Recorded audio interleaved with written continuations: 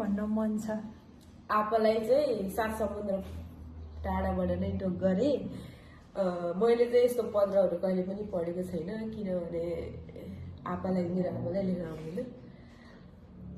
मलाई भन्नु कस्तो इमोसनल भए यो शब्दहरू सुनेर। मैले आपालाई त मैले भिडियो कलमा नमस्ते मात्रै भनेको छु, हामी त भेटेको छैन नि त, किनभने मैले दिदीलाई भेटेको अनि दिदीको थ्रुबाट यो लेटर आएको हो हामीलाई आशीर्वाद। अनि हामी 3 जना चाहिँ आपाले फोन गर्ने बेलामा जतिखेर हामी 3 जना हुन्थ्यो अनि आपाले चाहिँ सोच्नुहुन्छ कि हामी एकदमै कनेक्टेड छौँ भनेर सोच्नु भएर चाहिँ पत्र पठाउनु भयो। शब्द छैन।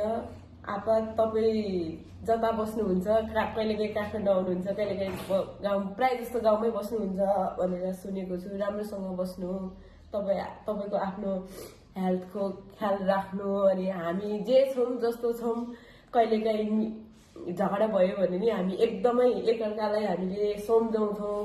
एकजना आत्यो भने नआतिनु म छु भन्छौँ। हामी एकदमै सपोर्टिभ छौँ। हामी एकअर्काको लागि हामी टाइम भयो भने यसरी जम्मा भइहाल्छ।